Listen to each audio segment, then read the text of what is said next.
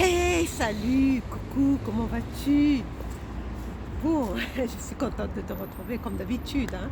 Là, j'ai pris ma pause. Enfin, là, je termine ma journée. Là, je me suis dit, bah, avant de terminer définitivement, je vais prendre une pause dehors, m'aérer et puis profiter de venir te faire ce petit lit solo où je veux te partager une expérience que j'ai vécue tout à l'heure dans mon cours. Hein, parce que entre le travail et entre les pauses, je trouve le moyen de faire de suivre mes cours en ligne sur le cerveau. Et depuis longtemps, j'ai toujours entendu dire, enfin, j'ai jamais adhéré, enfin, c'est pas que j'ai jamais adhéré, mais j'ai jamais euh, cru, enfin, j'ai toujours considéré que personnellement, je n'étais pas réceptive à l'hypnose. Et que même si on me suggérait quelque chose, que j'allais pas réagir.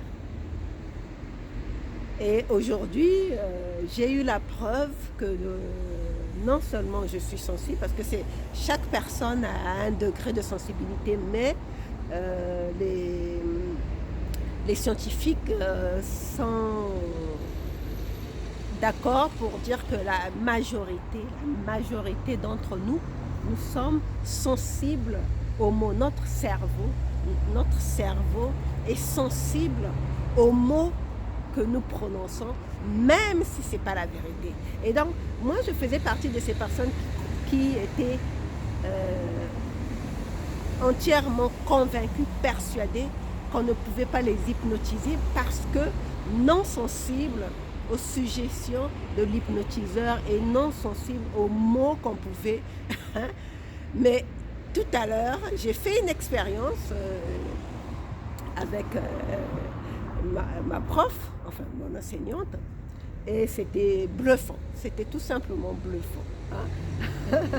Il s'agissait, tu pourras le faire aussi hein, si tu veux.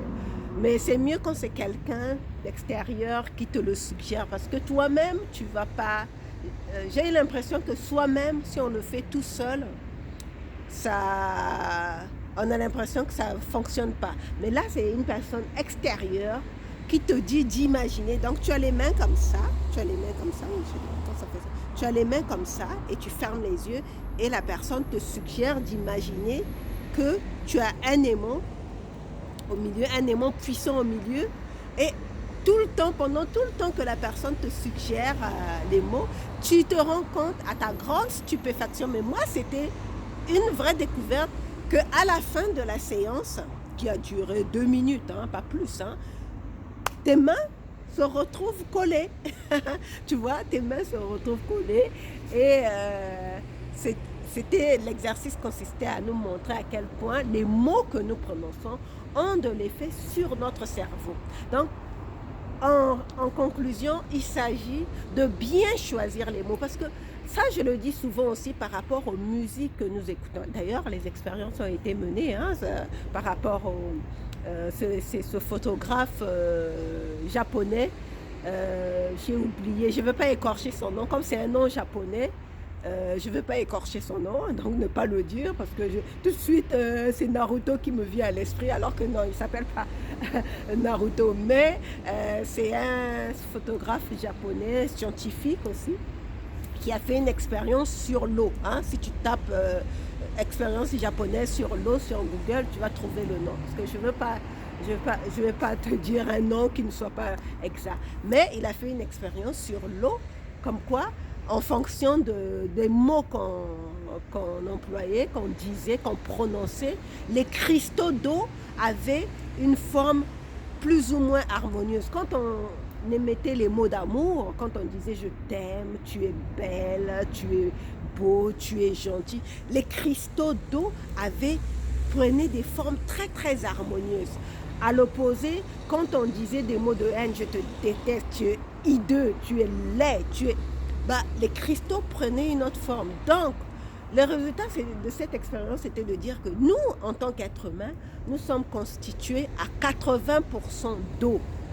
Alors, tu imagines, si tu es constitué à 80% d'eau, bah, si tu dis des mots négatifs, si tu te traites, hein, comme j'entends souvent les gens nous dire quand ils font quand ils tombent, quand ils font une, ah, quelle bécasse, quelle truite, bref, on ne se traite pas avec bienveillance. On dit des mots, oh, comme tu es bête. Hein? Moi, j'entends souvent ma collègue se dire à elle-même, hein, tu es bête.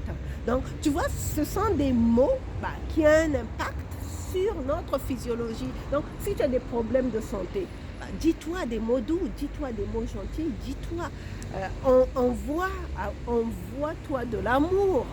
Mais fais très attention aux mots que tu utilises, surtout en ce qui te concerne. Surtout si tu n'as pas une vie agréable, si tu es quelqu'un qui a tendance à te plaindre, à te lamenter sur ce que tu vis, sur l'expérience que tu vis, il est peut-être temps que tu choisisses avec attention les mots que tu te dis à toi-même. Et moi, je le dis souvent par rapport à la musique. D'ailleurs, j'ai souvent des discussions passionnées comme ça avec mon fils par rapport aux musiques qu'il écoute. Bon. En même temps, je me dis, il faut bien que jeunesse se passe. Mais les musiques, puisque les mots ont un impact sur l'eau, les musiques que nous écoutons ont un impact sur notre cerveau, donc sur notre cerveau et sur notre corps, donc sur notre physiologie et sur notre façon de réagir. Hein. Ça a un impact sur notre personnalité. Hein. Tu vois, les chanteurs de hard rock, ils n'ont pas la même personnalité, ils n'ont pas le même comportement que les personnes, par exemple, qui vont écouter la musique classique, par exemple. Hein? Et encore moins qui vont écouter le soukous comme moi. Tu vois, nous, justement, regarde, nous les Africains, nous sommes très enjoués par rapport aux musiques aussi que nous écoutons. Tu vois, nous sommes très, très vigoureux, enfin, enjoués, dynamiques par rapport aussi aux musiques que nous écoutons. Donc, tu vois bien que la musique a un impact, les mots que nous utilisons ont un impact sur nous. Personnellement, quand je découvre une nouvelle chanson, je vais d'abord voir le lyrique. Je vais d'abord voir les paroles. Quel est le sens des paroles? S'il y a des mots qui me dérangent dans la musique, même si la musique est à la mode, que tout le monde écoute ça, je n'écoute pas. Parce que pour moi, les mots, je sais que les mots ont un pouvoir. Ce sont des vibrations d'ailleurs, hein, ce sont des vibrations. Donc, ça a un pouvoir. Nous sommes très sensibles. Même inconsciemment, hein, moi quand j'ai fait cette expérience, moi je partais du principe que ça ne va pas agir sur moi. Hein. J'avais les mains comme ça, ouvertes, et à la fin, je les avais qui étaient réunis ensemble. Hein, réunis. Donc, tu vois que nous sommes à notre insu, très sensibles aux mots. C'est d'ailleurs pour cela que par rapport aux infos, je ne regarde pas les infos parce que je me sais très sensible. Hein.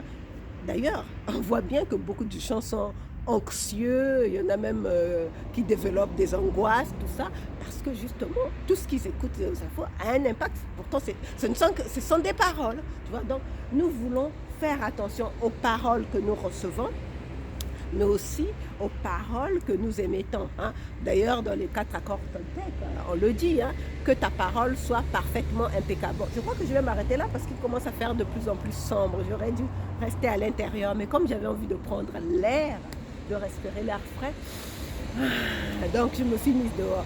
Mais je vais m'arrêter là et pour aujourd'hui, hein, donc toi, en attendant, prends bien soin de tes vibrations. Hein. Continue à les garder toujours au plus haut niveau, hein, pour aller plus haut. Aller plus haut, donc pour aller plus haut. Et surtout, reste dans ton vortex le plus positif. Et on se retrouve demain. Bisous, bisous, ciao. Je suis désolée, hein, il fait un peu sombre, mais je voulais faire cette vidéo dehors. J'en ai marre. Ça fait 10 heures que je suis enfermée là, donc j'en avais marre d'être à l'intérieur. Il fallait que je sorte. Allez, on se retrouve demain. Bisous, bisous. Ciao.